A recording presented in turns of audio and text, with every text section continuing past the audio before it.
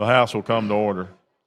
Remember, our prayers today will be led by Troy Towns. He is the pastor at Next Level Ministry in Montgomery and is the guest of Representative Pascal. If you will bow your heads and close your eyes, please. To every congressman in the Alabama State Legislature that calls upon the name of Jesus as Lord, Father God, I pray that you would release a measure of your courage. I pray that they would fear no man, but fear only you, O God, the one that holds the keys to death and hell, the one who promises eternal life to all who love and fear him. Father, I bind the spirit of fear amongst all the men and women of this chamber. For your word clearly states that God has not given us the spirit of fear, but of power and of love and of a sound mind. And Father, I pray against the spirit of compromise, for you, O God, are righteous and true. So Father, I bind the spirit of compromise off this chamber and release the spirit of integrity and righteousness. For your word says, to him that know to do good and does it not, to him it is sin. So Father, let them be guided by what is right and not by what is convenient. For your word says, righteousness exalts a nation, but sin is a reproach unto any people. And finally, Lord God, I bind up the spirit of sellout, those who would be as Judas and sell out their Lord for 30 pieces of silver, or Esau, who sold his birthright for a bowl of stew. Father, I pray that it be not so in this chamber, for your word says that the love of money is the root of all evil. And I am reminded of the words of Jesus. He said, what does it profit a man to gain the whole world, but to lose his soul? So, Lord, I pray for this great state of Alabama. But God, it cannot be great if this house is compromised. Father, I pray that the words of this prayer touch every heart. And I seal this prayer in the name which is above every name. Father, I seal this prayer in the mighty name of Jesus. Amen. Amen. Brother Towns, that prayer could not have come at a better time in this body. I don't know if we...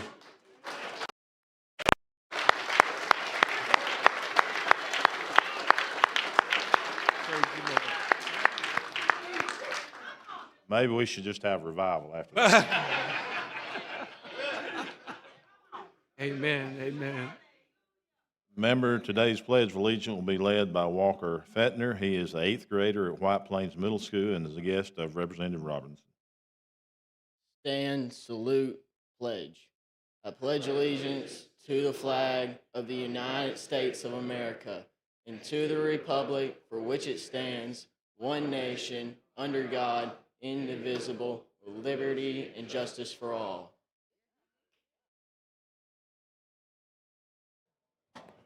Clerk, call the roll.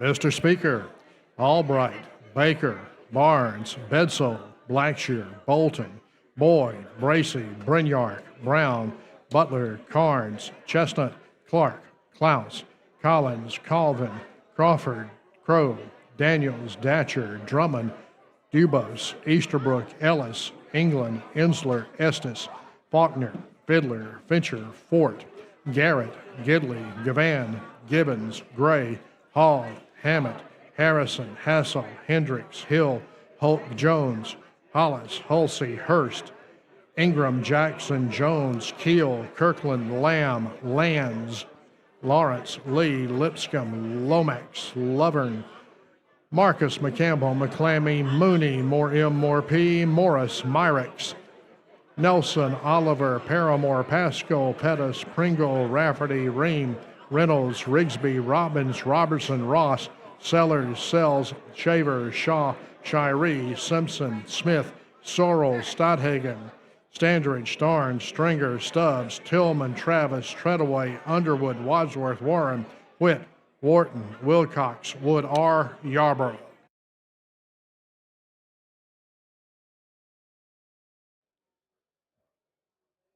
"98 members have answered roll. The quorum is present. The House is now ready to transact business. The chair recognizes the gentleman from Lee, Chairman Lovern.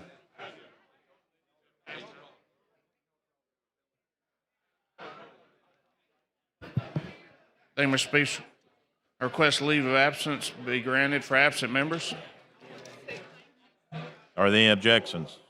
Hearing no objection, absent members are excused. The chair further recognizes the gentleman from Lee, Chairman Lovern. Mr. Speaker, I have a report. House of Representatives, your Standing Committee on Rules begs leave to report that it has carefully examined the Journal of the House for the 13th legislative day and finds the same to be correct. Signed, Representative Joe Lovern, Chairman. Mr. Speaker, I move that the reading of the journal at length for the 13th legislative day be dispensed with. Any objections? Hearing no objections, the reading of the journal is dispensed with.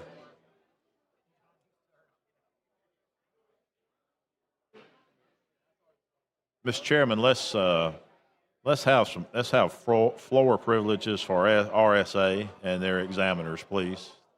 All those in favor say aye. Aye. Any opposed? It is granted.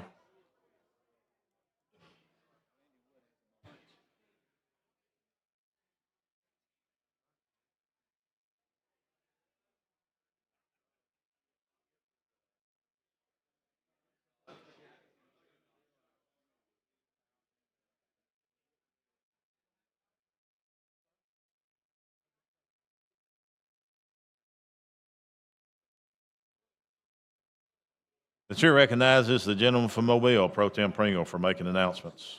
Thank you, Mr. Speaker. Ladies and gentlemen, today is Higher Education Partnership Day. It will be at 12 o'clock on the south lawn of the Capitol. Please remember Bible study. The Capitol Commission Bible study is today from 11 a.m. to 11:30 in room 602. Mr. Pro Tem, you're further recognized. Mr. Speaker, I move when we adjourn today, we leave the journal open for the clerk to complete his paperwork, and we reconvene on Tuesday, February the 24th at 1 p.m. All in favor say aye. Any opposed? Motion prevails. Clerk now receive those reports throughout the day. The House is now in position to introduce bills and resolutions. House joined resolution number 120 by Representative Robbins, mourning the death and celebrating the life of Ronnie Dell Joyner. House joined resolution number 121 by Representative Starnes, celebrating the centenary of Mary Frances Holland. Senate joint resolution number 43 by Senator Chambliss, celebrating the centenary of Mary Frances Holland. Senate joint resolution number 44 by Senator Chambliss, congratulating the Stanhope Elmore boys bowling team for winning the Class 6A, 7A state championship. Move adoption. All those in favor say aye. Any opposed? They are adopted. House resolution number 135 by Representative Shaw, honoring the relationship between Japan and the state of Alabama and designating March 10th, 2026 as Japan Day in the Alabama House of Representatives. I move adoption. All in favor say aye. Any opposed? It is adopted. House joint resolution number 119 by Representative Faulkner, commending Pray Vestavia for hosting a community prayer event to celebrate Holy Week. Move adoption. All in favor say aye. Any opposed? It is adopted. House joint resolution number 123 by Representative Faulkner, recognizing March 2026 as Colorectal Cancer Awareness Month in Alabama. Move adoption. All in favor say aye. Any opposed? It is adopted. House joint resolution number 124 by Representative Faulkner, commending Mountain Brook Police Officer Richard Knetch. Move adoption. All in favor say aye. Any opposed? It is adopted. House joint resolution number 128 by Representative Carnes, honoring the 250th anniversary of the Declaration of Independence and recommitting to the founding ideals of virtue and education. Move adoption. All in favor say aye. Aye. Any opposed? It is adopted. We're going to do the amendment upstairs. House Joint Resolution number 130 by Representative Jackson, recognizing Ralph D. Patton for 25 years of coaching school and community sports in the Birmingham area. Move adoption. All in favor say aye. Any opposed? It is adopted. House Joint Resolution number 131 by Representative Lovern, commemorating the 100th anniversary of Alpha Delta Chapter of Sigma Pi Fraternity at Auburn University. Move adoption. All in favor say aye. Any opposed? It is adopted. House Joint Resolution number 133 by Representative Stringer, naming the bridge on United States Highway 45 that spans Bennett Creek in Mobile County, the Sidney Alden Hobbs Memorial Bridge. Move adoption. All in favor say aye. Any opposed? It is adopted. House Joint Resolution number 134 by Representative Colvin, commending Boaz High School on winning the 2026 National High School Cheerleading Championship. Move adoption. All in favor say aye. Any opposed? It is adopted. Senate Joint Resolution number 45 by Senator Smitherman, commending Alicia Cannon on 50 years of service to the state of Alabama and the Alabama judicial system. Move adoption. All in favor say aye. Any opposed? It is adopted. Chair recognizes Representative Woods for a moment of personal privilege. Thank you, Mr. Speaker. I'd like to suspend the rules for a resolution, please.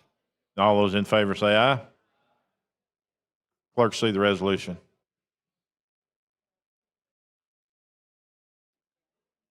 Whereas it is with profound sadness that we note the death of John J. Guthrie, Jr. of Coleman, Alabama, on January 7th, 2026, at the age of 71.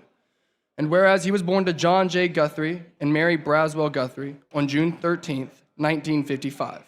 His roots are in the Coleman County community of Walter. His formative years were spent enjoying time at his father's cotton gin and his grandfather's nearby farm. This is where he learned the importance of friendship and working with people from all stations of life. And whereas he was a graduate of Fairview High School in Coleman and attended Jacksonville State University, where he was a member of Delta Chi fraternity. And whereas John began his career in governmental affairs with inspiration from former Mayor Richard Arrington of Birmingham. It was during this time he developed the skills necessary to later represent other Alabama cities and business interests. He worked as an associate at the Montgomery governmental affairs firm, Bloom Group. In this position, he represented various cities, including the city of Coleman, and he also lobbied for the interests and concerns of businesses at the Alabama State House. He was highly respected and regarded as a person of integrity and honesty in his work, and made many friends during his time in Montgomery. And whereas he was known for his quick wit, and is always ready with a laugh and a joke, his many friends enjoyed his company and good nature, gentle smile, and kindness. And whereas John enjoyed traveling the world with his wife Donna, some highlights of their travels included trips to Egypt, Scotland, Italy and Sicily, France, Germany, Belgium, and various Caribbean cruises.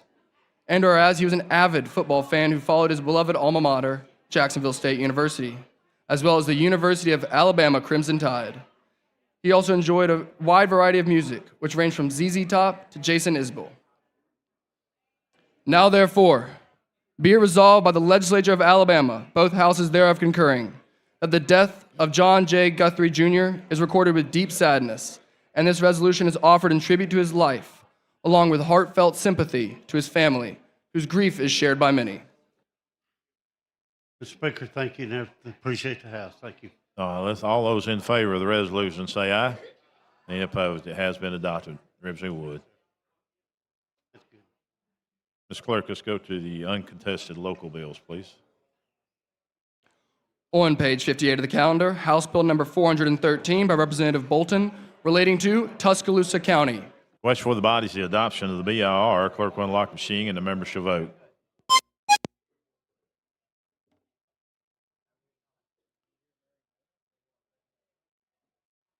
Clerk will lock the machine, record the vote. 68 ayes, 10 noes. BR has been adopted. Show question now is final passage of 413.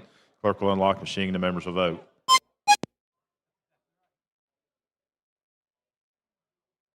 Clerk will lock the machine, record the vote. 16 ayes, 0 nays. HB 413 has passed. Clerk, call next bill.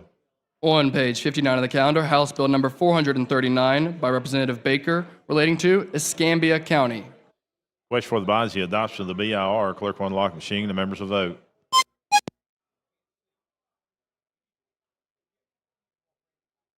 Clerk will lock the machine. Record the vote. 60 ayes, 0 nays. BR has been adopted. Question now is final passage of 439.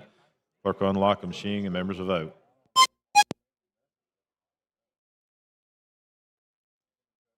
Clerk will lock the machine. Record the vote. 16 ayes, 0 noes. HB 439 has passed. Clerk, call next bill. On page 59 of the calendar, House Bill number 440 by Representative Baker relating to Escambia County. Question for the body is the adoption of the BIR. Clerk will unlock the machine and the members will vote.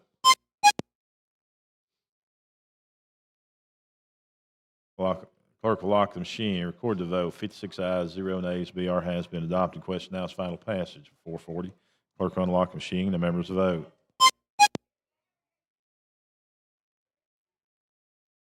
Clerk will lock the machine. Record the votes. 15 ayes, 0 nays. Passed. HB 440 has passed. Clerk, call next bill. On page 59 of the calendar, House Bill number 441 by Representative Baker relating to Escambia County. Question for the body is adoption of the BIR. Clerk will unlock the machine and the members will vote.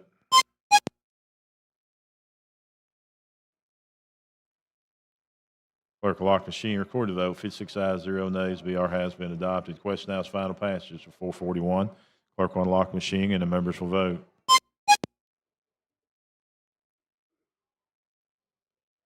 Clerk will lock the machine. Record the vote. 14 ayes, 0 nays. HB 441 has passed. Clerk, call next bill. On page 59 of the calendar, House Bill number 442 by Representative Baker relating to Escambia County. Question for the body is the adoption of the BIR. Clerk will unlock the machine and the members will vote.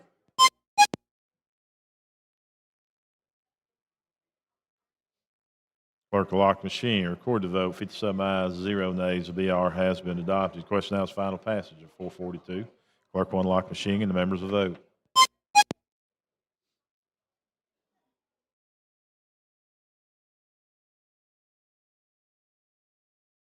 Clerk will lock the machine. Record the vote. 14 ayes, 0 nays. HB 442 has passed. Clerk, call next bill. On page 59 of the calendar, House Bill number 436, a constitutional amendment by Representative Albright relating to Coleman County. Representative Albright, you're recognized. Thank you, Mr. Speaker. Body, this is the same bill that we've passed several of this year dealing with capping the property tax for senior citizens 65 years and older. With that, I ask for the BIR. You're recognized, the lady from Jefferson, Representative Cavan.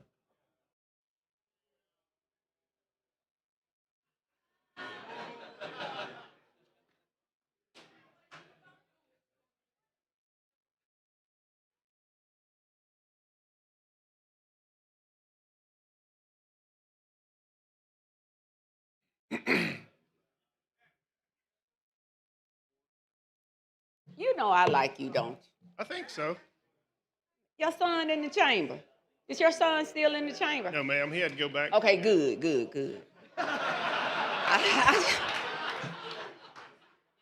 But you know, you have a lot of friends in this chamber. But you know, not everybody in the chamber is really your friend, right?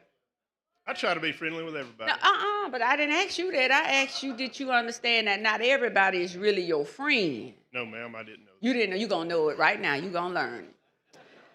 You have some of the men in here say that you wear these nice looking suits and you have more muscles than them. Would you say that's a true fact?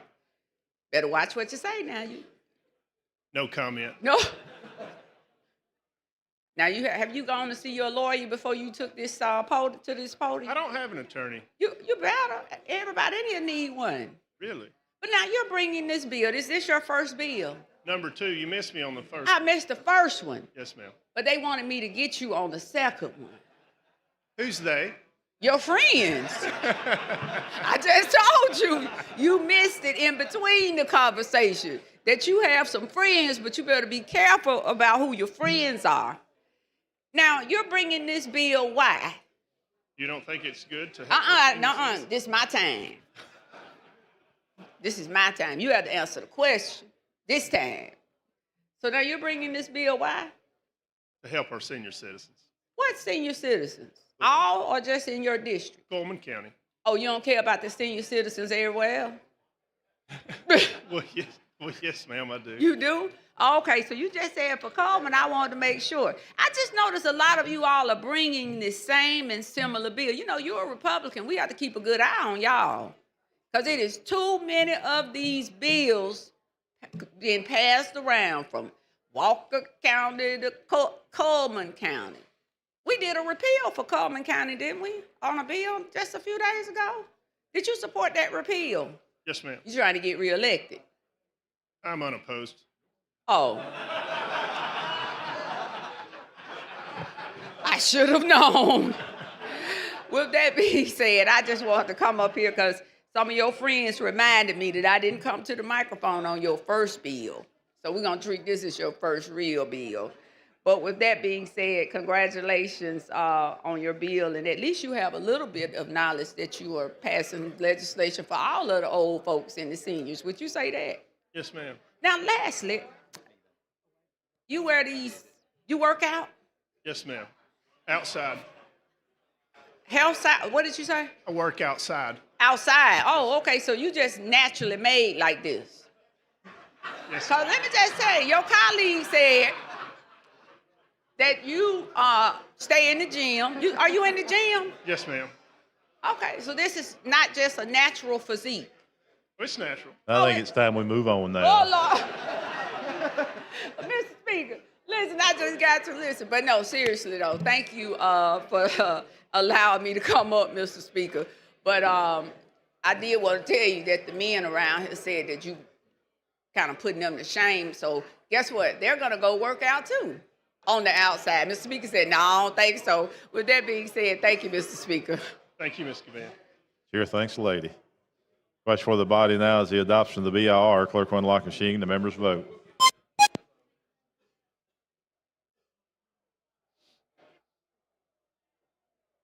Clerk will lock machine. Record the votes. 70 ayes, 1 nay. The BR has been adopted.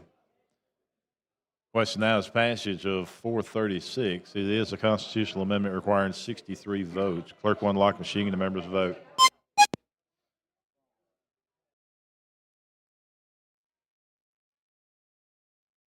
Clerk will lock machine. Record the vote. 75 ayes, 0 nays. The bill has been passed. Question for the body now is the local application. Clerk will unlock machine. The members will vote.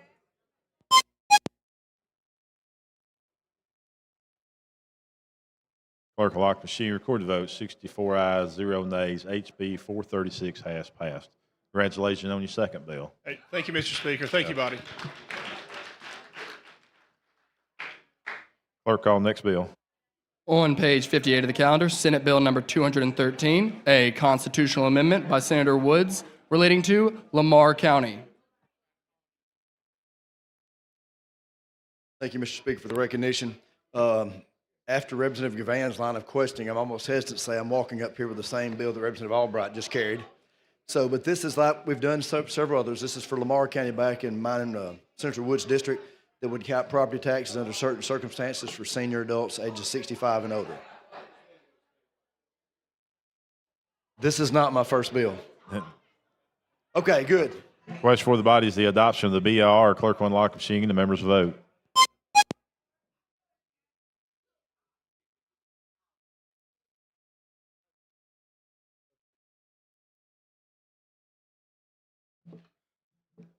Clerk will lock machine. Record the vote. 68 ayes, 0 nays. BR has been adopted. Question now is final passage of SB 213. Clerk will unlock machine and the members will vote.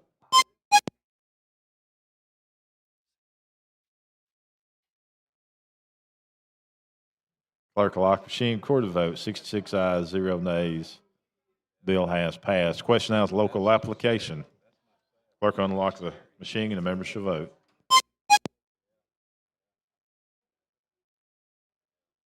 Clerk will lock machine. Record the vote. 50 ayes, 0 nays. Local application has passed. Thank you, Mr. Speaker. Thank you, body. Thank the gentleman. Chair recognizes the gentleman from Lee, Chairman Lovin. Thank you, Mr. Speaker. I have a resolution. Clerk, see the resolution. House Resolution number 144 from the House Rules Committee, the Special Order Calendar. Move for adoption. Hey, that's pretty good, Mr. Clerk. Impressive. That's impressive. Yeah, that's pretty good. Clay's taught him well, hadn't he, Joe? Yes, he Yeah. has. All those in favor say aye. Any opposed? It is adopted. Thank you, Mr. Speaker and members. Thank the gentleman. Clerk, call first bill. On page 14 of the calendar, Senate Bill number 54 by Senator Gavan, relating to the Alabama Surface Mining Commission. Representative Lamb, you're recognized. Thank you, Mr. Speaker, for the acknowledgement. Members, what you have before us today is sunset. I don't know if everybody knows, but most everybody knows that the examiners of public accounts examine these agencies and they present the audit reports to the joint committee, and then the joint committee comes before their committee and to present these to you. And I'd like to give a shout out to the examiners of public accounts because they do a tremendous job. And Chair Lady Wilcox has sent you an email explaining how you can look at these audits. They're a large document, looks like this, but you can get them online, so welcome to go look at those. What you have before you for consideration today is Senate Bill 54, and that pertains to the surface mining. And what this bill does is extend their continuance for 4 years until October 1st, 2030, and without any modification. So with that, Mr. Speaker, I'd like to call for the BRI. Question for the body is the adoption of the BIR. Clerk will unlock the machine. The members vote.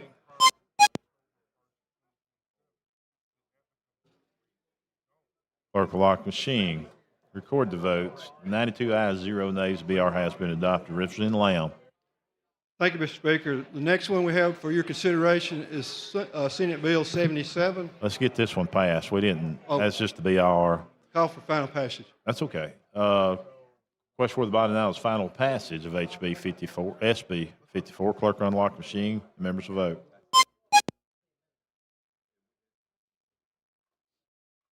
Clerk will lock the machine. Record the vote. 98 ayes, 0 nays. SB 54 has passed. Representative Lamb, you're recognized. Thank you, Mr. Speaker. The next bill we have for your consideration is Senate Bill 77. It deals with the 911 board, and it's offered a continuance through October 1st, 2028. With that, I call for the BIR. No questions. Question for the body is adoption of the BIR. Clerk will unlock the machine. The members vote.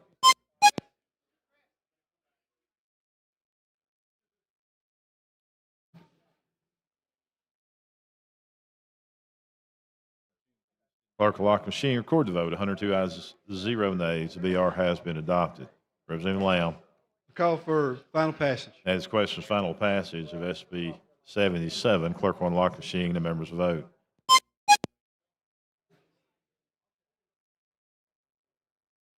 Clerk will lock the machine. Record the vote. 103 ayes, 0 nays. SB 77 has passed. Representative Lamb, you're recognized. Next bill you have for your consideration is Senate Bill 102. It deals with the Home Medical Equipment Board, and we're requesting continuance through October 1st, 2027. And with that, I'd ask for the BIR. That is questions adoption of the BIR. Clerk will unlock the machine. The members vote.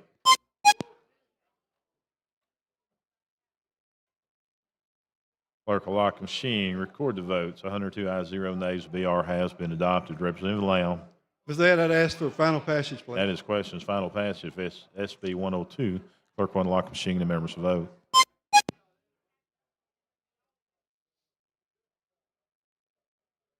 Clerk will lock the machine. Record the votes. 101 ayes, 0 nays. SB 102 has passed.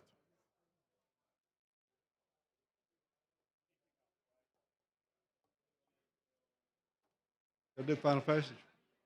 We done final passage? Okay. Thank you, members. Thank you, gentlemen. Clerk, call the next bill. On page 4 of the calendar, Senate Bill number 100 by Senator Kelly, relating to the Alabama State Board of Pharmacy. Representative Underwood, you're recognized. Thank you for the recognition, Mr. Speaker. This is also a sunset bill, renews the board for till October 1 of 2027. The only other change in it is it changes how two names are appointed to the board. They go from being appointed by or recommended by the Alabama Pharmacy Association to instead to be appointed by the two state pharmacy schools. That is the only change in the bill besides the sunset. With that, I call for the BIR without. Next question is adoption of the BIR. Clerk will unlock machine. The members will vote.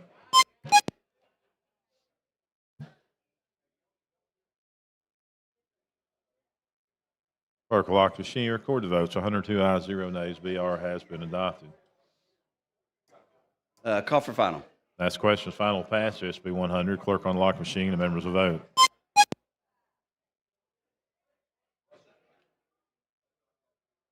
Clerk will lock the machine. Record the vote. 99 ayes, 0 nays.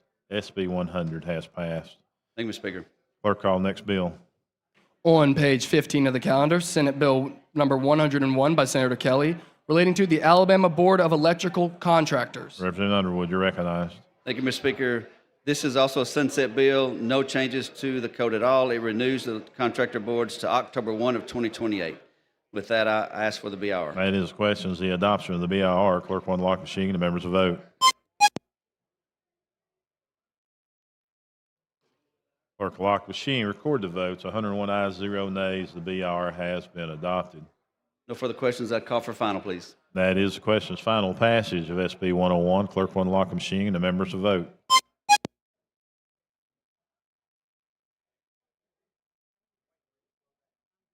Clerk will lock machine. Record the vote. 103 ayes, 0 nays. SB 101 has passed. Thank you, Mr. Speaker. Thanks the gentleman. Clerk call next bill. On page 55 of the calendar, Senate Bill number 113 by Senator Elliott, relating to the Alabama Behavior Analyst Licensing Board. With permission, I would like to speak about this board just a little bit before we begin the BIR process. This board began 8 years ago, and it came from the Alabama Department of Mental Health. Since that time, for 6 of the years, I have audit complaints in here that I would like to list out for you before we go any further. In the 18 through 22 audit, there was no employees, no executive director. There was unexplained differences in expenses that were paid from another department's funds. They did not comply with the Open Meetings Act. They conducted meetings without quorum. They did not comply with the code to notify the Secretary of State with board vacancies. And their handling of complaints, which is the worst of it, for 17 of the 18 complaints that were still pending when this audit happened, they had been open for 12 to 42 months. What the complaints are individuals who are receiving the services, call the board with complaints, and they did not get those complaints settled for 12 to 42 months. 22 through 24 audit were similar, did not have adequate records and communication to provide the info for documents timely, if at all. Board records of potentially sensitive information of the clients was found at the home of someone who is no longer a board member. They did not comply with executive orders issued by the governor. Those were 726, 728, 734, and 735. Again, there were unexplained differences of expenses paid from another department's funds. Again, they did not comply with the Open Meetings Act. By that, I mean they did not meet quorum. The executive sessions were entered into improperly, and there was no chair elected for 2 years. Board vacancies, again, were not notified to the Secretary of State in proper time, and the handling of complaints did not improve much. They moved to 176 days on average. What this bill does, based on the complaints we had, what this bill does is an administrative change to the board. It does not factually change the licensees. It does not change the services that they provide to their community. So what it does, it moves the administrative function of this board back to the Department of Mental Health where it came, creates them as an advisory board so they are still functioning, but advisory only without the administrative function. Licensees continue as they were, continue doing the function that they did. It continues the current makeup of the board as they are, and they decide their own chair. Funds from licensees are kept in a separate fund in the Treasury by the department and used for expenses to carry out the operations of the board. And because now they're part of ADMH again, they are not subject to sunset review, and that will remain that way until they choose at some point in time, if they do choose, to try to be an independent board again. ADMH will provide financial services, legal services, dedicated office space, administrative assistant, and other personnel as needed. They will provide IT services and office furniture and supplies. They also will adopt rules and operating procedures, take the complaints, and do the investigations. The board will be the one that will conduct the hearings. If a license is denied or suspended, it does require a hearing, and that's what the advisory board will conduct. So I want to reiterate one more time before I call for the BR. How individuals are licensed in this act are unchanged and is coded in the statute, not subject to discretion. It's found on page 14 through 16 of the bill. With that, Mr. Speaker, I would ask for the BR. Chair recognizes the lady from Jefferson, Representative Van.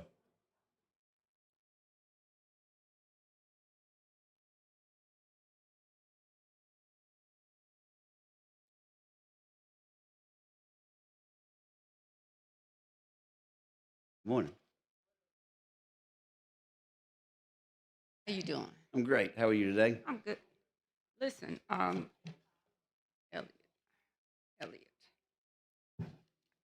this board was under or is under what department? They're an independent board at the moment. They're independent board, Yeah. but what is there a liaison division or department that they interact with more so than not? I'm sorry. It's just so this is a standalone board, It is. and who provides oversight to them? Anyone or no one? No one. We did a year ago ask for mental health to start assisting them Okay. a year ago, and that was added. That was a new thing. Yeah, I thought yeah. it was something Yeah. to that effect. I don't know why. So tell me what we're doing in the bill. I'm just trying to get some okay. clarity on it. I was on the phone yesterday with someone Right. relative to mental health, and I do a lot of involuntary committals. And so anything Sure. that comes up, I serve as an advocate attorney in probate court Yes, on ma'am. behalf of the state for these involuntary committals. And so what are we doing here?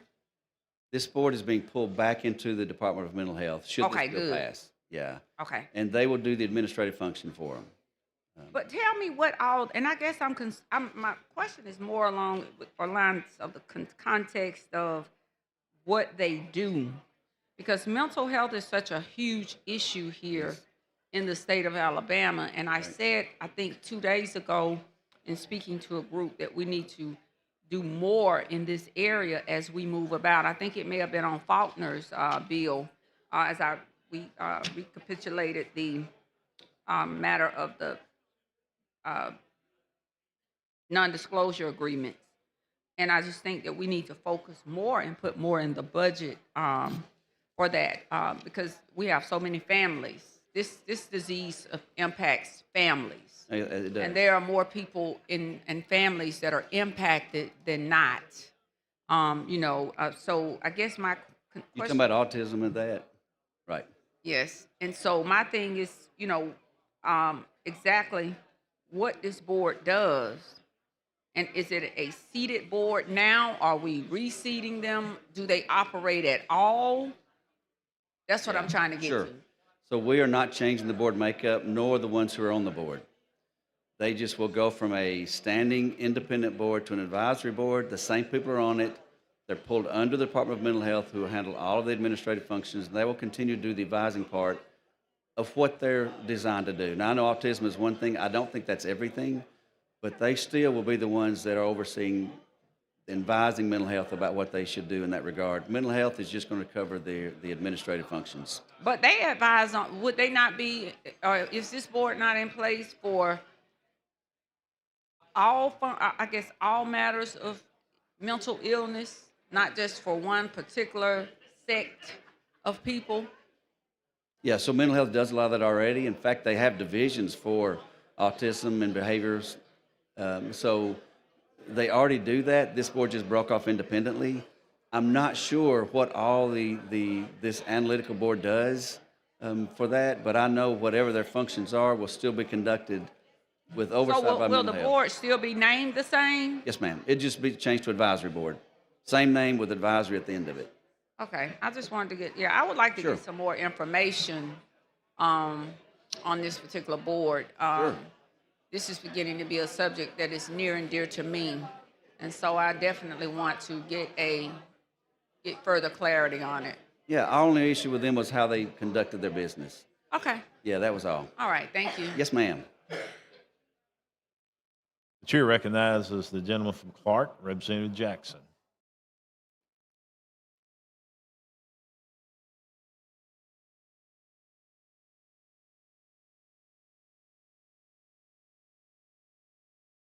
Thank you, Mr. Speaker, for the recognition. I would like to ask a couple of questions Certainly. as relates to mental health and autism. Yes, sir. Now, dealing with mental health in Alabama is a problem. We got people waiting to be served by mental health. And these people have mental problems. Yes, sir. A lot of those persons are in our county jails. A lot of those persons are in Department of Correction. Yes, sir. I agree with that too. Now, autism is not a mental illness. That's correct. It is not. Now, why would you want to put them under the watch care of an agency that's not doing, they can't take care of their own? Sure, that's a great question. The reason we're going back to mental health is that's where it came from in the first place. They're just reassimilating and using their resources to help them with simply the administrative function. But also, to answer your question, there is an amendment that will come that I think will help with what you're asking as well, that it won't just be the Department of Mental Health alone that's a part of this fix. There's another division, another department that will be part of advising how they need to treat the people that they're here to serve. Now, I think the amendment will help with that. now, if they're going to expedite serving autistic people in this state, which are very beautiful people, Yes, sir. I know several of them. Yes, Matter sir. of fact, when I was working in the public schools, there were several of them in the school that I worked in. Yes, sir. Brilliant. Yeah. One was just couldn't speak a word, but he could entertain you. Right. He could add numbers. I mean, you know, he could. And to have that put in a situation like mental health in our state.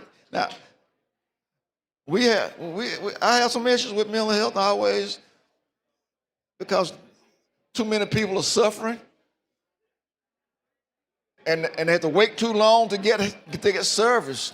But to take people that are not mentally ill and put them under the watch care of agencies that are not taking care of themselves, it troubles me. Yes, sir. And I don't think the parents of these young people or adults who are autistic we want to go under that board of mental health. Yeah. Simply because of the statement I just made.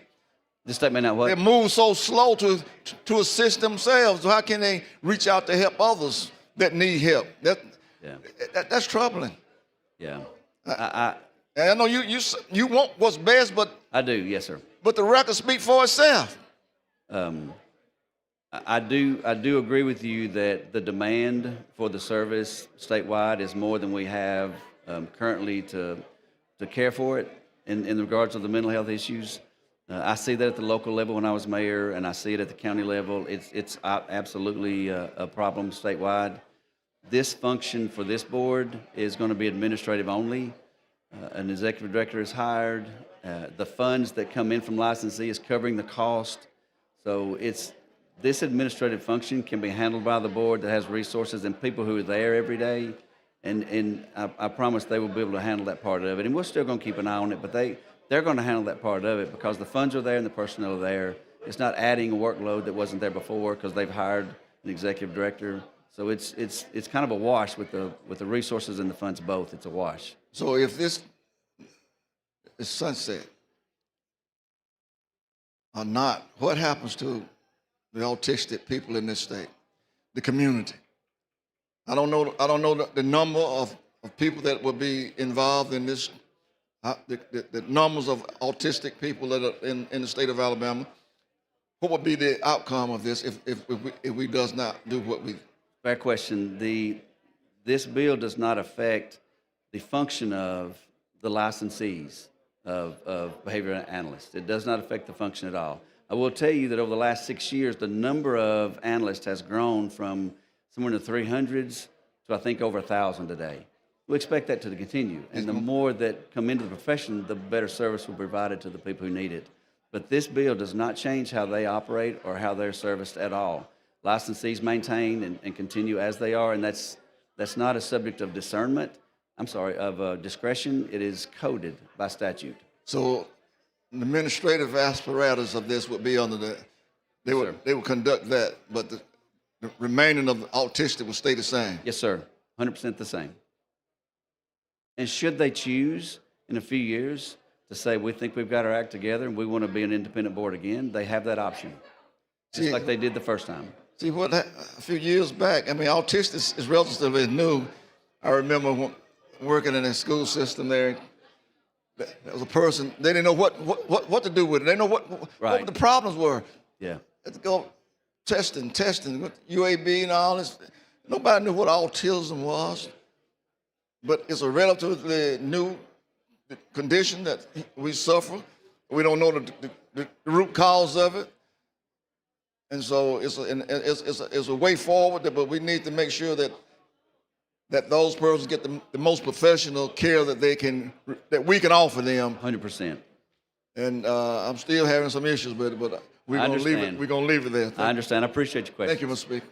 Yes, sir. Thank you. Thank you, sir. Chair thanks the gentleman. Chair recognizes the lady from Shelby, Representative Halsey. While she's making her way down here, we have some guests in the gallery. The Covington County School System from Andalusia are guests of Representative Hammett. Let's give them a big hand. Thank you for being with us today.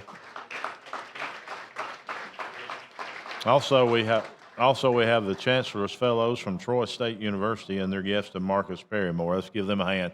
Thank you for being with us today.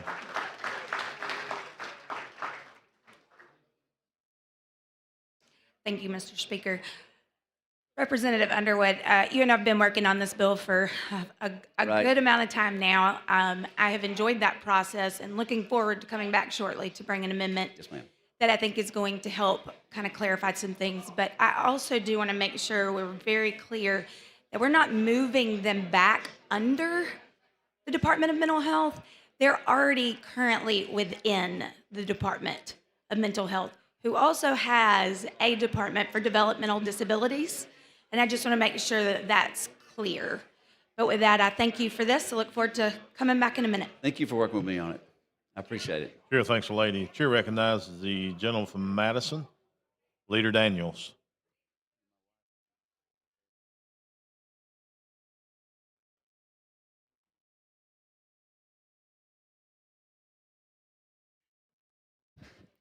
Gentleman, you. Yes, sir. I've received a number of calls about this piece of legislation. It's getting a lot of attention. Yes, sir. So help me understand the point of the amendment. And I heard the gentlelady from Shelby mention that they're within the Department of Mental Health. But this piece of legislation will put them under the Department of Mental Health. So what's the difference between the two? Yeah, I've seen them as an independent board.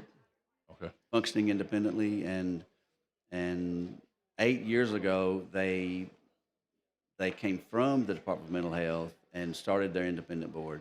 They just weren't prepared to do that administratively. The members on the board are good people, and they are also behavioral analysts, but due to all the issues that we've had administratively that I read out earlier, and of course I have the reports here from the public examiner as well. We gave them, it was a 6-year term. After the first 4 years, we said, these are major, we need you to fix these. And in the 2 years when we come back, they were all still there plus some. You know, there was just no improvement administratively.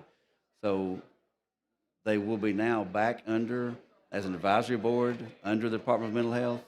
The amendment, I'd rather Representative Halsey talk about that. There's another department that's going to work alongside them that I think is a great addition to working with the behavior analyst. But I don't know the answer to your question about was and is. I know they're independent now, and they're going to be working under the, It'll be really extremely hard for me to support this with this amendment on it, to be honest with you. with the amendment? Yeah, with the amendment. I can't, Okay. There's no way I can support this with the amendment that was brought down from the Senate. Because it does changes it. A lot of calls that we receive about this piece of legislation. One individual said that our children should not be warehoused. And I Warehoused? agree. Yeah, they said they should not be warehoused.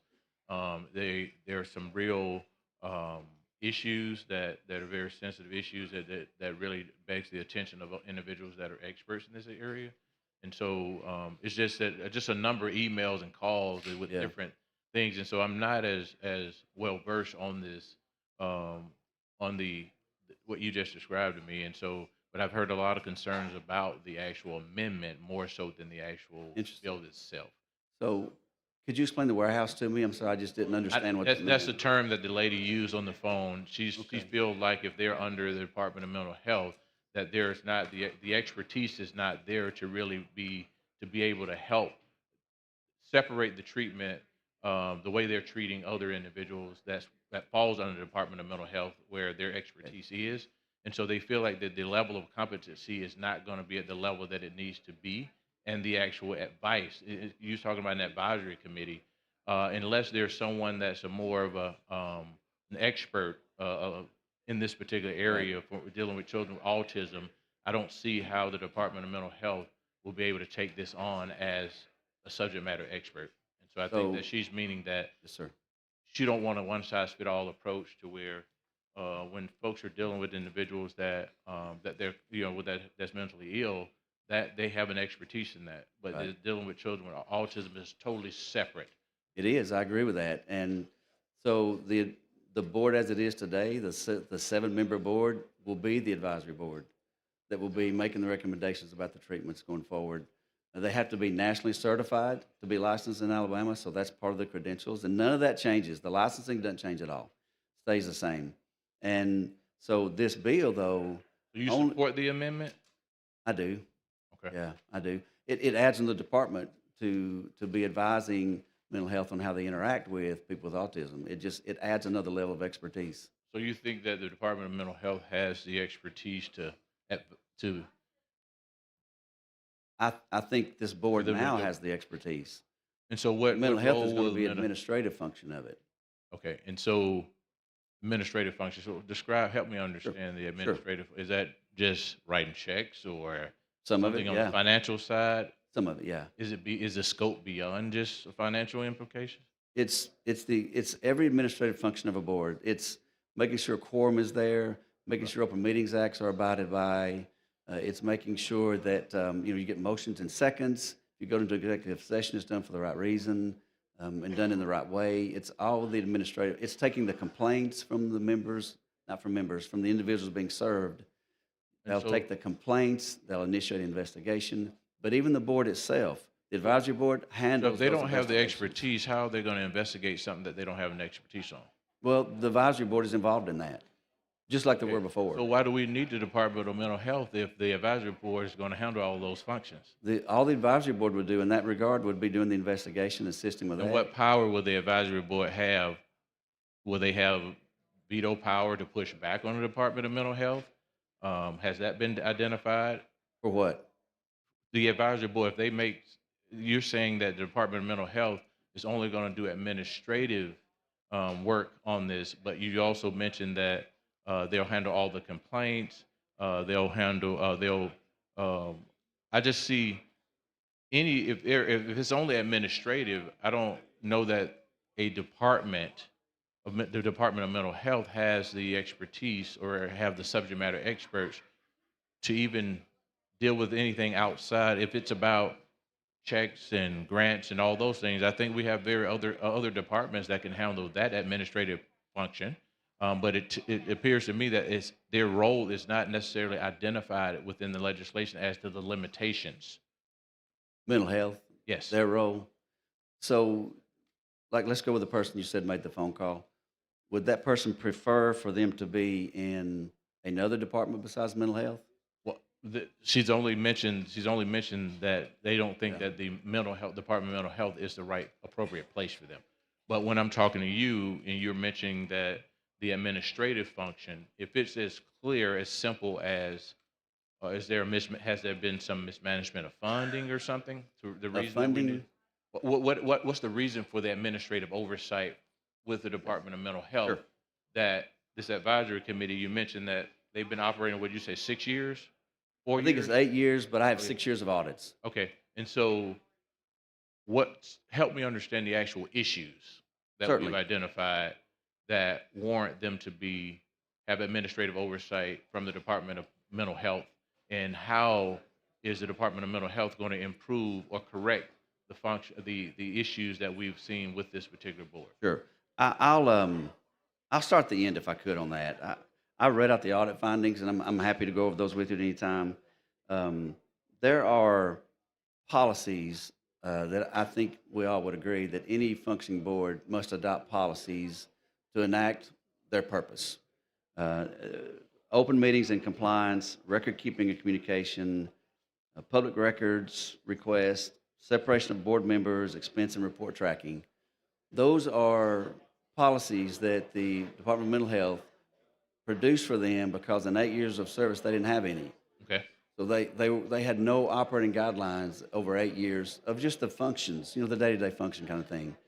So they've got those ready, and they've had them ready for 2 separate meetings by the board of behavior analysts, and they didn't adopt them at either time. And I think in both those times they didn't have a quorum. And on the second one, I think they said, we're going to just kind of produce our own. So it's just been there's just no administrative function to the board that I feel is required for Would this the be purpose. limited only to administrative functions, like the things that you described, not scope of practice, like not advising them, is just only dealing with more of the more protocol things? Is that what you're saying? Yeah, the code does, by statute, describe how you become a licensed behavior analyst. So that's not subject to anybody's discretion. And as long as the people do what's in the code, which was there before, then they become licensed, and then they do their service to the community as they're trained to do. This is simply administrative. Okay. I would prefer to not have done this, but after the 6 years of audits and no improvement, we just felt like this is not going to get any better. And so we're kind of forced into this situation, to be honest with you. I would prefer not to do it. Okay. Okay. I get certainly with the people calling in, I understand the complaints, and I respect them. And I'm going to use the remainder of my time to address something else, Mr. Speaker, that's probably not germane. And I'm going to send a statement here today there's a piece of legislation that's been introduced that have brought my city into it that deals with police powers. Now, if this bill is meant for Montgomery, then it needs to be with Montgomery. But when Huntsville get brought into something, then it gets my attention. And know that this legislation, things are going to change. If this legislation moves out of the Senate, I will be on this floor every single day fighting against everything that the senator that's bringing this legislation, everything from this city, I will be a one-man wrecking crew in this chamber for the remainder of this session. And so I am not going to put up with anyone doing anything to impact my community, bringing my community into something where we don't have the same issues. So you pick your poison, but you just started a fight. The chair recognizes the lady from Shelby, Representative Halsey. I'm sorry. Yeah, we got the BIR. Question for the body is adoption of the BIR. Clerk will unlock the machine and the members will vote.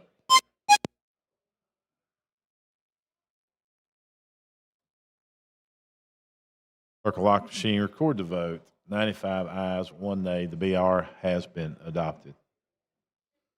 Do we have an amendment?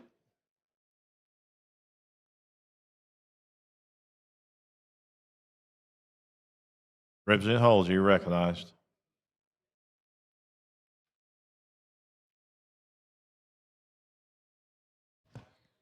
Thank you, Mr. Speaker. Thank you, Representative Underwood. You almost I almost did it. misstepped, Mr. You almost Speaker. did. I apologize for that. I would love to address something. First of all, I think a lot of our colleagues in this chamber have expressed concerns that they have gotten from their constituents, which are extremely important to us. And I called you and Senator Elliott immediately to start working on that. I think going forward, just understanding when we start tackling anything that has to do with autism, spectrum disorder, there is a sensitivity in that community for those of us that have family members who are on the spectrum, like my son, when it's tethered to mental health. Right. We are going to, in this, when I get to it in just a second, we're actually going to define autism so that it's understood too. What we're addressing here is making sure that those children and adults are taken care of. I agree with you. It would be great if we were not here. Right. But what they're doing right now is a disservice to children like mine and adults with the same disabilities. So with that, I'm going to go ahead and explain this, and then we can do whatever we need to do question-wise. It's a little lengthy, so y'all bear with me. So we are going to replace line 13 on page 1, and it will read, Health in collaboration with the Department of Rehabilitation Services with certain modifications to amend section 34-5A-1. We are then going to replace line 55 on page 2 with the following. This is a definition. It is autism. Autism spectrum disorder is a neurological and developmental disorder that affects how people interact with others, communicate, learn, and behave. It also renumbers certifying entity to number 4. We will replace lines 57 through 58 on page 3. We are defining the department as the Department of Mental Health. And then 6, we are adding the definition of DRS, which is the Department of Rehabilitation Services, better known to us as ADRS, but they're technically in the code as DRS. So it will also change the number on licensed assistance behavior analysis to 7. We're replacing line 62 on page 3. All we're doing is technical amendment there to fix the numbering of the bill as it is today. All right, we are replacing line 66 on page 3 with the following. Mental Health Commissioner, the Executive Officer. We are renumbering on line 68, so just technical there. Replacing line 197 on page 8 with the following. It will read, Guardian of an individual who has been or is being treated for a behavior. And then replace lines 242 through 243 on page 9. We'll read, the advisory council shall meet at least quarterly and may meet other times as necessary. And then replacing line 245 on page 9 with the following. It'll still reads, advisory council to complete the business required.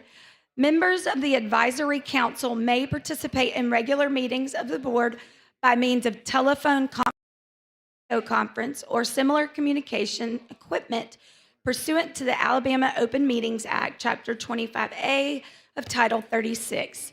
And the last thing that we are amending is replacing line 340 on page 13 with the following, and it will be in the department may collaborate and partner with DRS to implement this chapter. That is all the amendment does, sir. Clerk, see the amendment. Amendment 2, Senate Bill number 113 by Representative Halsey. How does sponsor receive the amendment? It's a friendly amendment, and I appreciate very much Representative Halsey's work on this. Okay, you've heard the explanation of the amendment. You'll speak on the amendment. Chair recognizes the gentleman from Mobile, Representative Bracy, speaking on the amendment.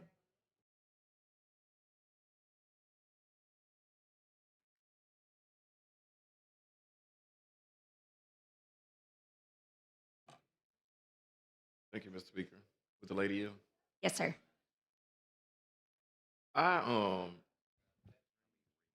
It's just so confusing. This process is so confusing because I sit on agency boards and commissions, and I told them when this bill came through that they was going to have some problems with it because it's not that it's not a good bill. It's just a complicated situation and it's so many moving parts. And we have Sunset Committee like for a reason. And we go through this and we have people from the House and the Senate that vet these bills. And then these bills come down to our committee. But it's like for some reason, it's almost like they're bypassing the process and making changes. They're making changes to the bill in the Senate. The bill came to us in committee. The bill was voted out of committee, and now we're making more changes to it. And it's just really confusing. I don't think it's fair to us because that was a big amendment.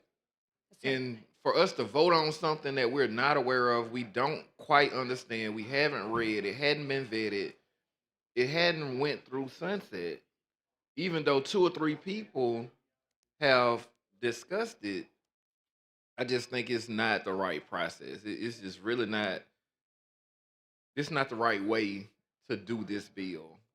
And we're continuing to make changes to it.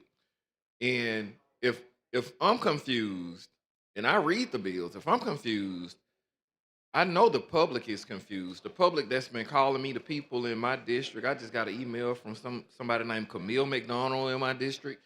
Like these people, they are reaching out because they're trying to understand what we're doing, how this is going to impact them, their kids, what it's going to do to the providers, what it's going to do to the licensing, what's happening, and I don't have an answer because now I have no idea what we're about to vote on. I thought I had an answer for what was coming out of agency boards and commissions, which I didn't quite like because sometimes Senator Elliott, when he go to changing bills, you know, it kind of make you pause. You know, that's my boy, he from down there with us. But it give you a lot of pause when he go to making changes to bills that have already been vetted, you know, by the Sunset Committee. So I have no idea what to tell my constituents that's going through this right now. Can you help me? Help me understand what, because you just said it's a little amendment, and then he said it's a friendly amendment, and I'm like, man, it's a substitute. This is an entire substitute. This is not a small amendment. This is a lot.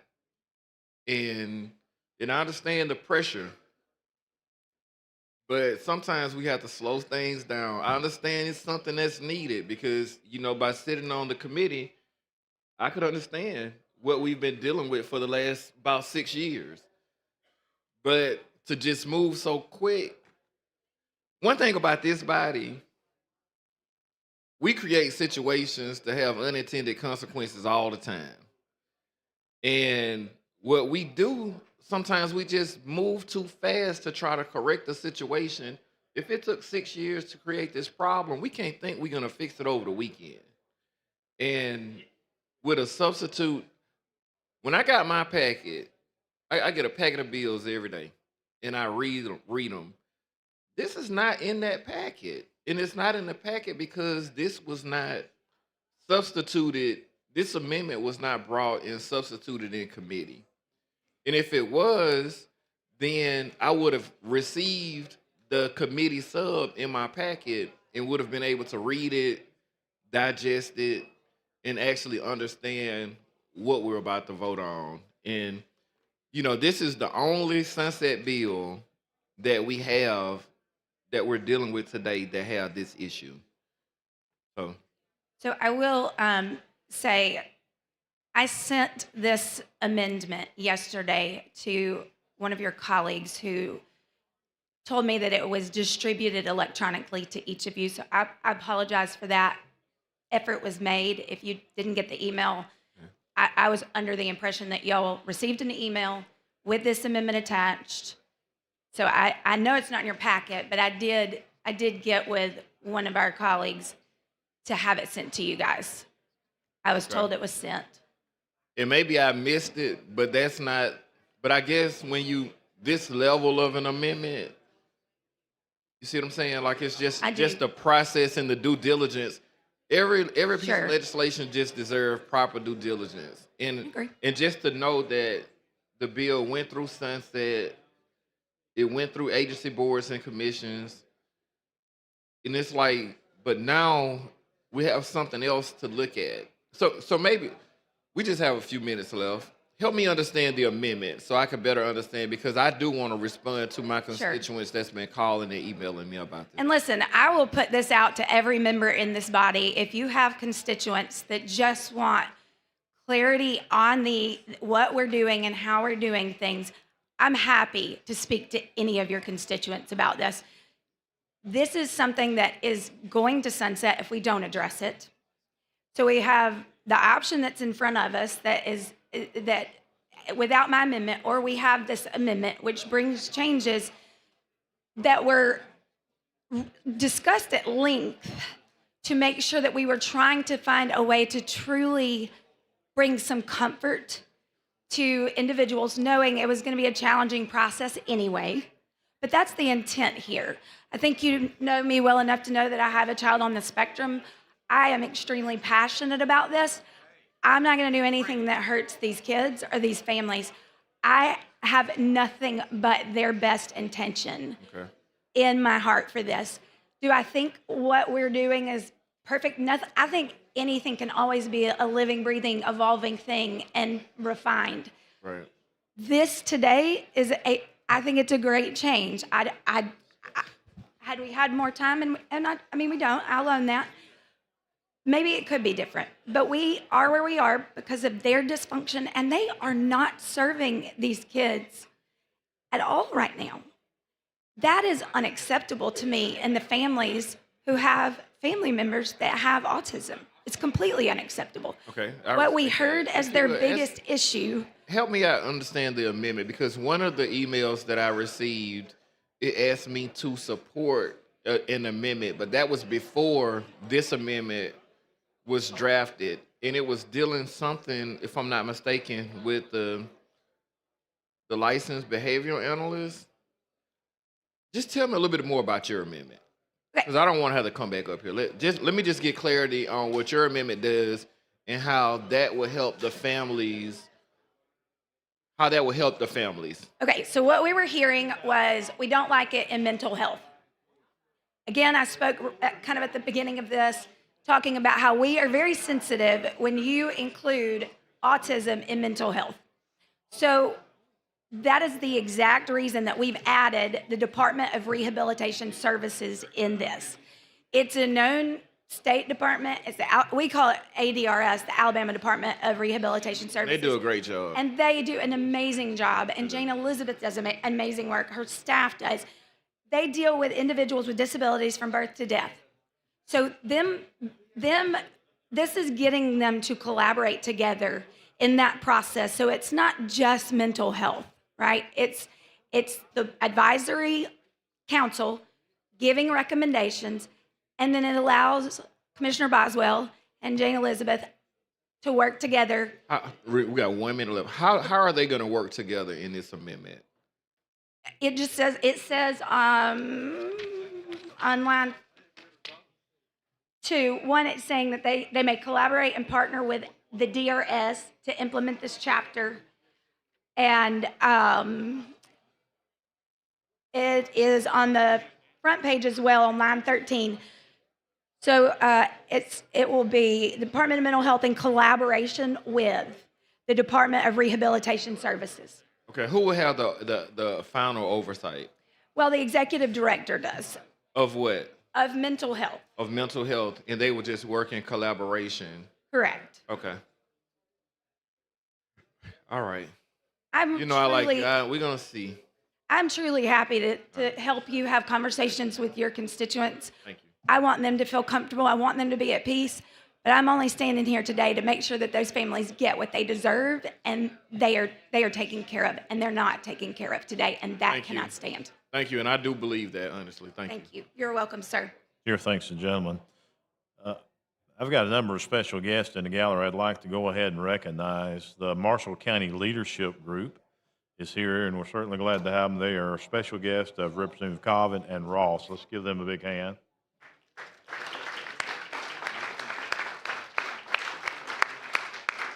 Also, we have the superintendent of the Coleman County Schools, Kyle Koloff, and certainly glad to have him there, a special guest of the Coleman County delegation, as well as, y'all go ahead, I'm sorry, give him a hand.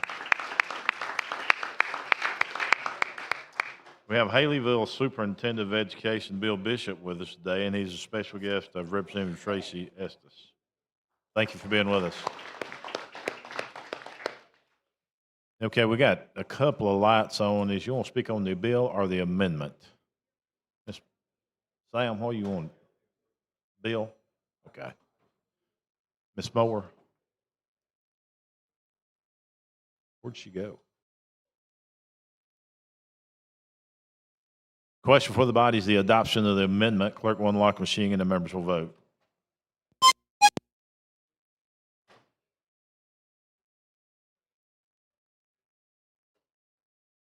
Doubly.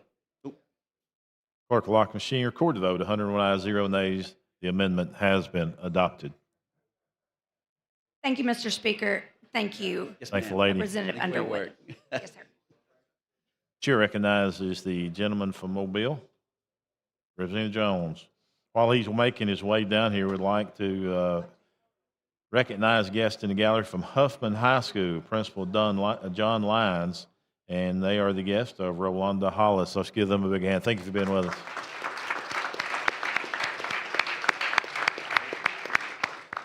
Mayor. Thank you, Mr. Speaker. Gentleman Yale. Yes, sir, Mayor.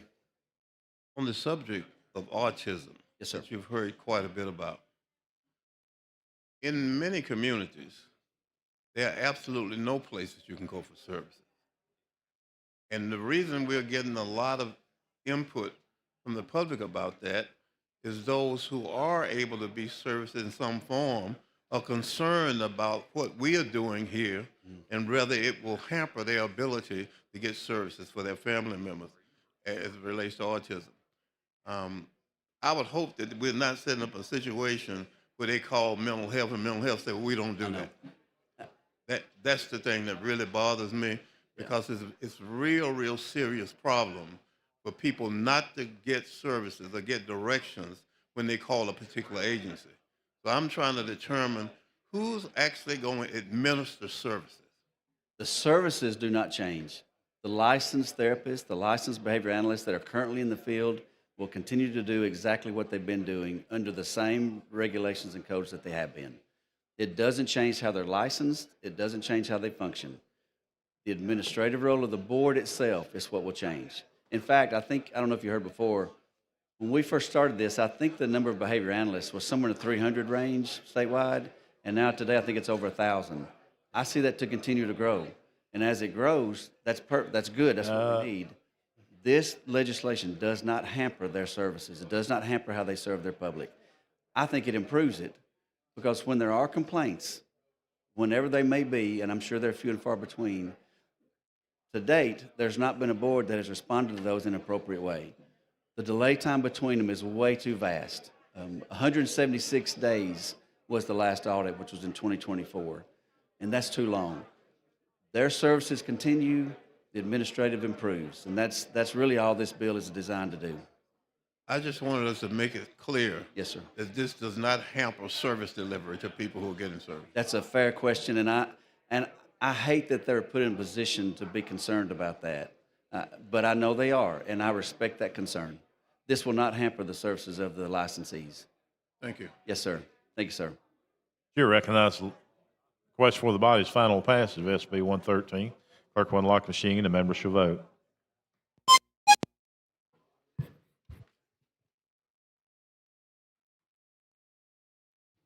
Clerk will lock the machine, record the votes. 92 ayes, 1 nay. SB 113 as amended has passed. Thank you, Mr. Speaker. Thank you, body. Thank you, gentlemen. Clerk, call the next bill. On page 55 of the calendar, Senate Bill number 103 by Senator Kelly, relating to the Alabama Construction Recruitment Institute. Representative Rafferty, you're recognized.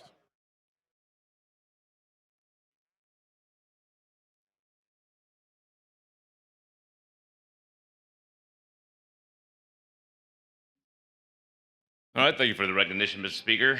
SB 103 allows for a 4-year continuance of the Alabama Construction and Recruitment Institute for 4 years to be reviewed again in 2030. If there's no questions, I would like to ask for the BIR.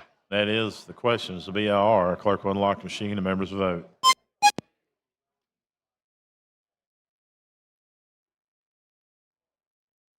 Clerk will lock the machine. Record the votes. 99 ayes, 0 nays. BR has been adopted. Representative Rafferty. Yes, Mr. Speaker, if there's no further questions, I'd like to ask for final passage. That is questions final pass for SB 103. Clerk will unlock the machine. The members will vote. Clerk will lock the machine. Record the vote. 100 ayes, 0 nays. SB 103 has passed. Clerk, call next bill. On page 5 of the calendar, Senate Bill number 122 by Senator Stewart, relating to the State Board of Registration for Foresters. Representative Rafferty, you're recognized. Yes, sir. So this one would allow for the continuance until 2030 for review again in 2030. You heard the gentleman's explanation. The question for the body is the adoption of the BIR. Clerk will unlock the machine and the members will vote.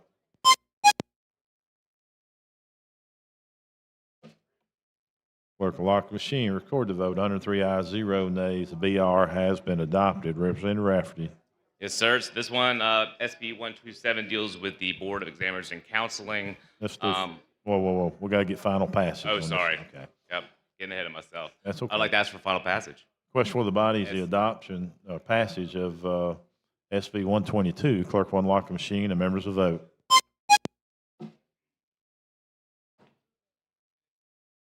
Clerk will lock the machine. Record the vote. 103 ayes, 0 nays. SB 122 has passed. Clerk, call the next bill. On page 5 of the calendar, Senate Bill number 127 by Senator Coleman Madison, relating to the Alabama Board of Examiners and Counseling. Representative Rafferty. Yes, sir. This bill, SB 127, deals with the Board of Examiners and Counseling. This one would give continuance of 2 years and for another review in 2028. Question for the body is the adoption of the BIR. Clerk will unlock the machine and the members will vote.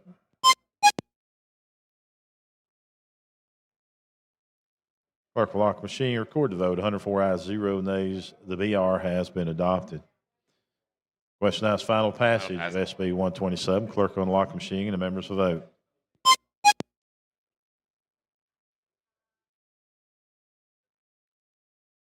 Clerk will lock the machine. Record the votes.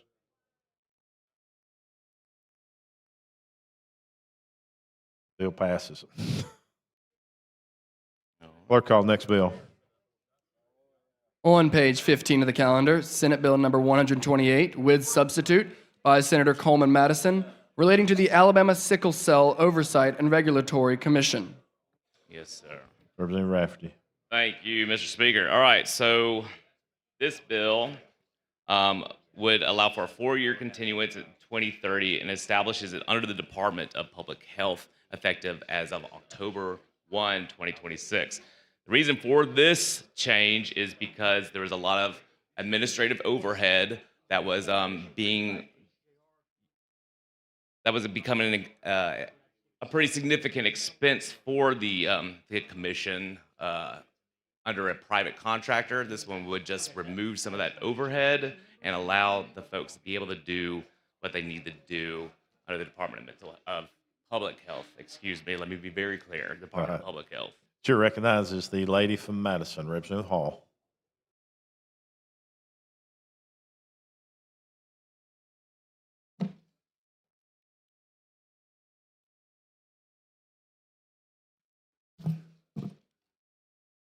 Thank you, Mr. Speaker. But the gentleman yield. Oh, yes, ma'am. Are you able to give me some indication in terms of their budget, what percentage of overhead was being used? Was it 10, 25%? And does that mean that public health does not have any administrative cost? So right now, the commission is a contract with a contractor for these administrative services, and the current annual contract is $2,000 a month at $24,000 annually.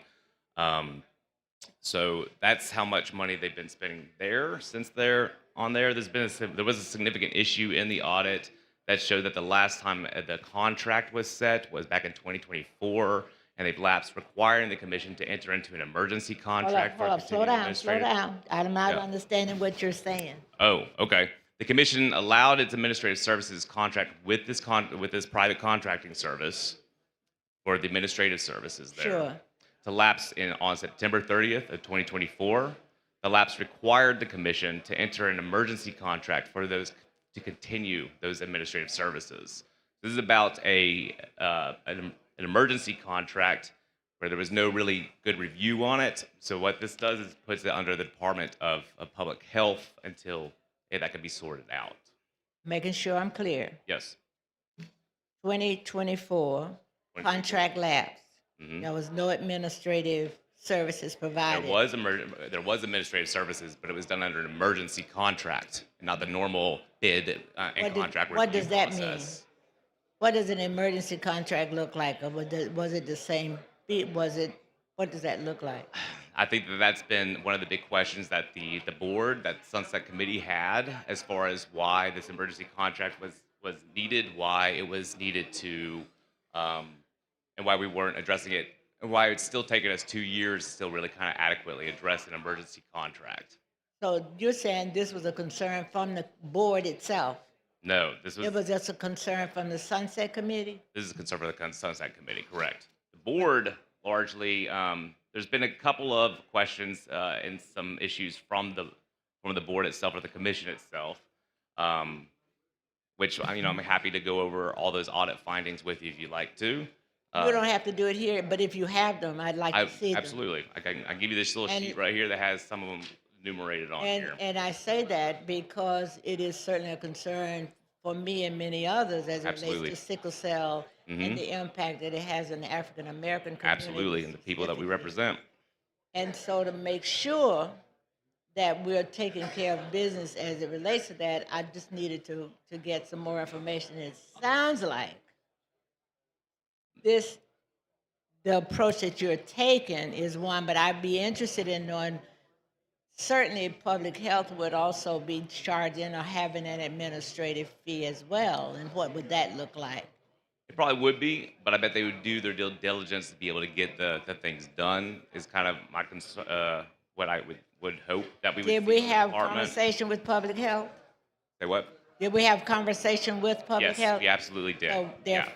absolutely did. Yes, ma'am. All right, I look forward to getting the information that you have, Mhm. and then I will follow up with public health. Thank you. Very good. Thank you. Chair thanks the lady. Chair recognizes the gentleman from Henry, Representative Ream.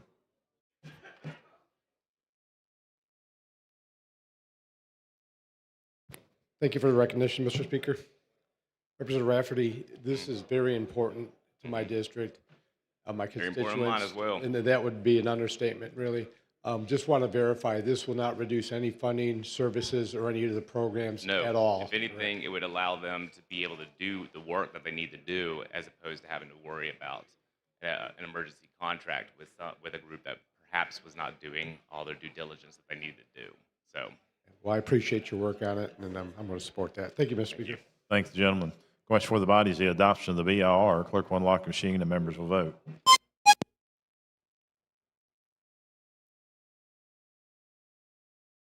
Clerk will lock the machine, record the vote. 101 ayes, 0 nays. BR has been adopted. Representative Rafferty. Final passage. Next question, final pass, SB 128. Oh, okay. I'm seeing a substitute. Substitute. Yeah.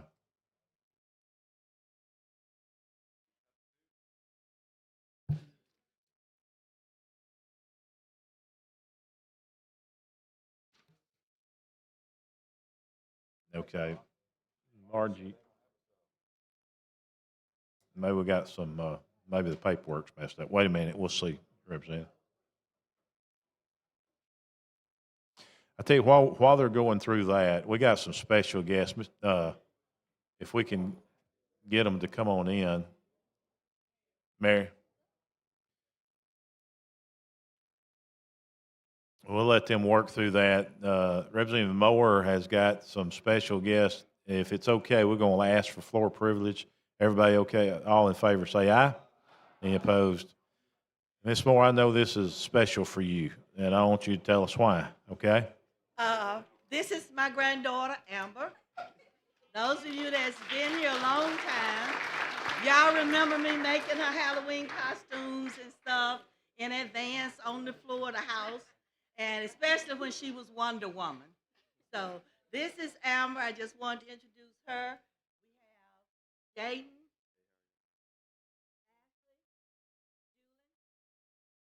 All of them are SGA members for Alabama State. Amber is also an ambassador for Alabama State. And I wanted them to have the opportunity to just come in and see all of y'all great faces. Thank you. Well, it's good to have you with us today. Yeah. They say they don't want to say nothing. So. Thank y'all so much.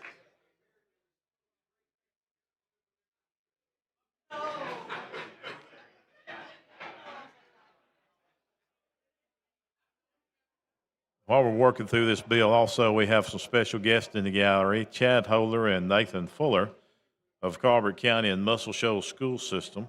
They are the guests of Carrie Underwood, Jamie Keel, and Ernie Yarborough. Let's give them a big hand. Thank you for being with us.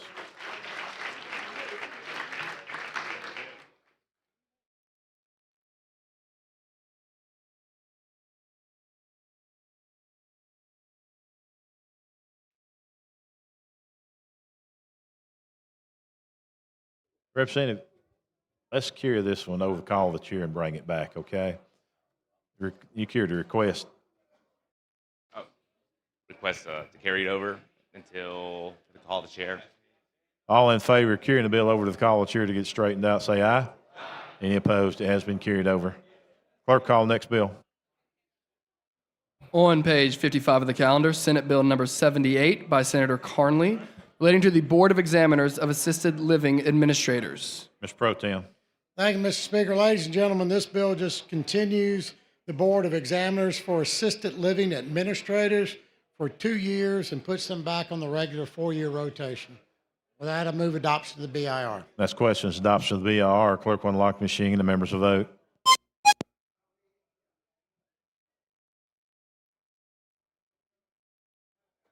Clerk will lock the machine, record the vote. 103 ayes, 0 nays. The BR has been adopted. Mr. Pro Tem. Mr. Speaker, I move final passage. Yes. That's question, final passage of SB 78. Clerk will unlock the machine and the members vote. Clerk will lock the machine, record the vote. 104 ayes, 0 nays. SB 78 has passed. Clerk, call next bill. On page 14 of the calendar, Senate Bill number 126 by Senator Stewart, relating to the Alabama Private Investigation Board. Mr. Pro Tem. Thank you, Mr. Speaker. Ladies and gentlemen, this bill just continues the Private Investigators Board for 2 years and puts it back on its regular 4-year rotation. With that, I move adoption of the BIR. No, that's questions, the adoption of the BIR. Clerk will unlock the machine and the members will vote.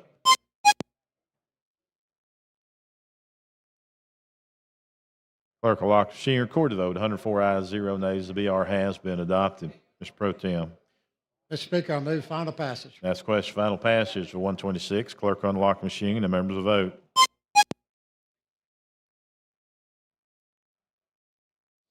Clerk will lock the machine, record the vote. 103 ayes, 0 nays. 126 has passed. Clerk, call next bill. On page 34 of the calendar, Senate Bill number 136 by Senator Elliott, relating to the Alabama Massage Therapy Licensing Board. Mr. Pro Tem. Thank you, Mr. Speaker. Ladies and gentlemen, this bill simply continues the massage therapy, puts it under the Department of Health, and renews it for 1 year. Question for the body's adoption of the BIR. Clerk will unlock the machine and the members will vote. Clerk will lock the machine, record the vote. 103 ayes, 0 nays. The BR has been adopted. Mr. Pro Tem. Move final passage. That is the question. It's final passage of SB 136. Clerk will unlock the machine and the members will vote.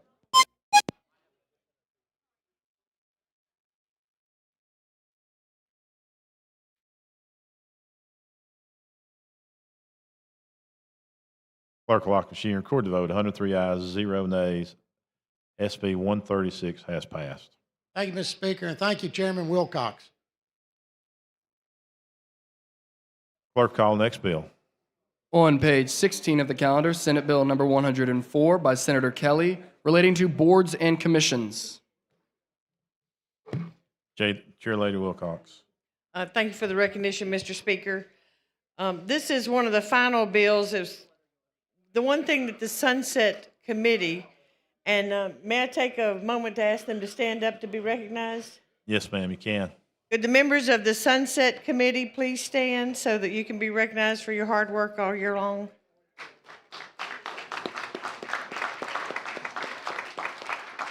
And with that, I'd like to recognize Rachel Riddle, Dixie Thomas, who is here accompanying us, and of course, Zach, who's with LSA, and especially Mary Ruth Smithson.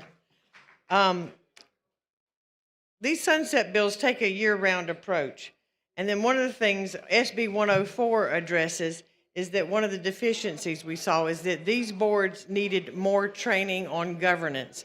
They needed training, they get training on ethics, but they needed training on making a quorum and how to, and at their financial statements, just generalize more training so that they didn't have so many findings in their audits.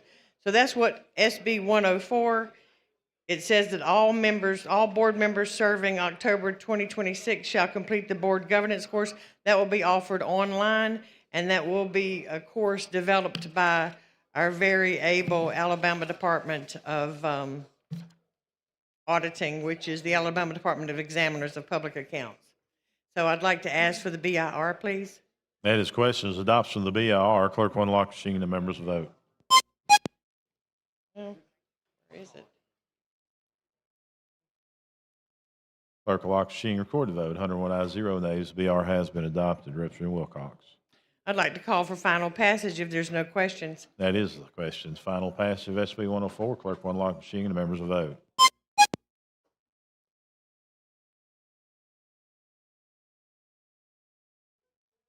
Clerk will lock machine, record the votes. 102 ayes, 0 nays. SB 104 has passed. Chairwoman Wilcox, before you leave, I just want to thank you for the work you've done. Y'all had a lot of work to do when you come in that position. Y'all have done a yeoman's job cleaning a lot of stuff up. So thank you and your committee. Well, thank you very much. Thank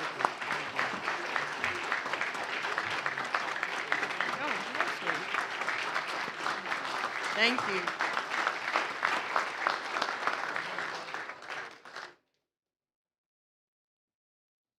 Clerk, call next bill. On page 6 of the calendar, House Bill number 182 by Representative Morris, relating to Health Department. Representative Morris, you're recognized.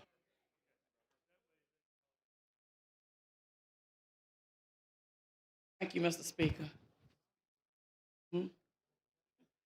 HB 182, it just allows our men and women who are serving the country and they decide that they want to transfer their credits from EMT to the general population, they are able to. With that, Mr. Speaker, I call for the BIR. Next question is adoption of the BIR. Clerk will unlock machine and the members will vote. Well, thank you. Clerk will lock machine, record the vote. 102 ayes, 0 nays. The BR has been adopted. Representative Morris. Final passage. Yes, ma'am. That is questions. Final passage of 182. Clerk will unlock machine and the members will vote. Clerk will lock machine, record the vote. 104 ayes and 0 nays. HB 182 has passed. Thank you, Mr. Speaker. Thank the lady.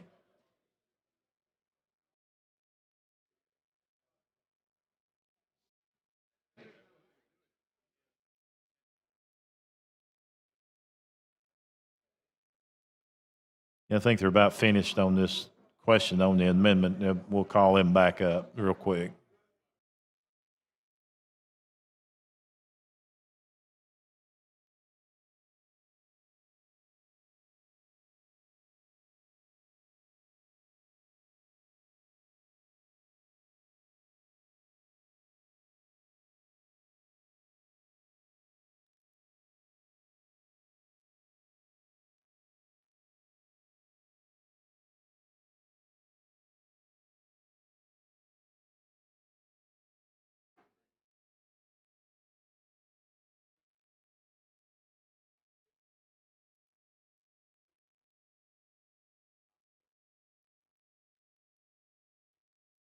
I didn't.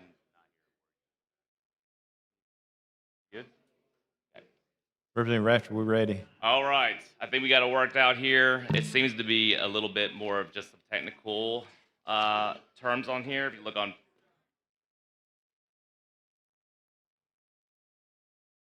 Do we?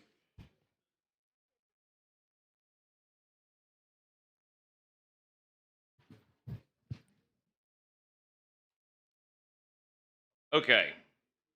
So I'll make a motion to adopt the sub. What the sub does from the committee is it replaces or adds on page 3 on lines 59 after expiration. It includes the phrase or termination.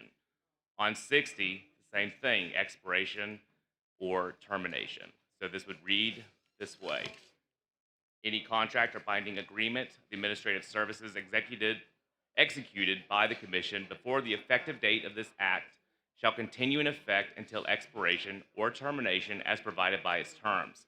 After expiration or termination, the department shall assume all administrative services provided by subsection B. This is dealing with only the current contracts or binding agreements for which administrative services have been executed by this commission. All right, very good. Thank you for your work. Everybody understands that amendment. Question for the body is the adoption. Clerk will unlock machine and members will vote.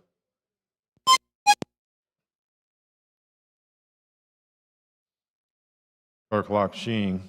Record the votes. 101 ayes, 0 nays. The amendment or substitute has been adopted. Representative Rafferty. I would move for final passage as substituted. That is questions. Final passage is substituted. Clerk will unlock the machine and members will vote.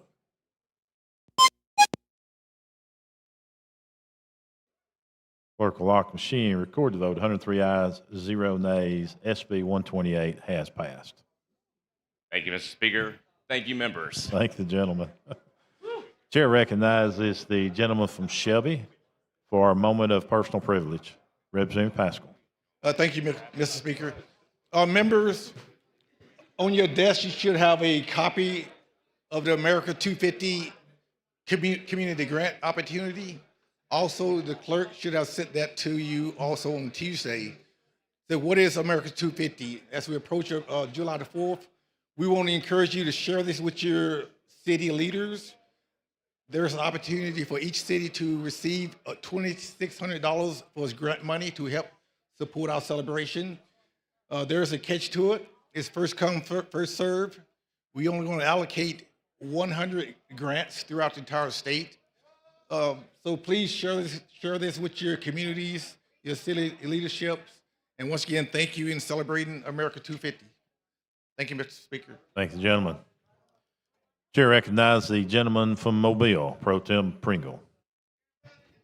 Mr. Speaker, I move the House stand in adjournment. All in favor say aye. Any opposed? We are adjourned.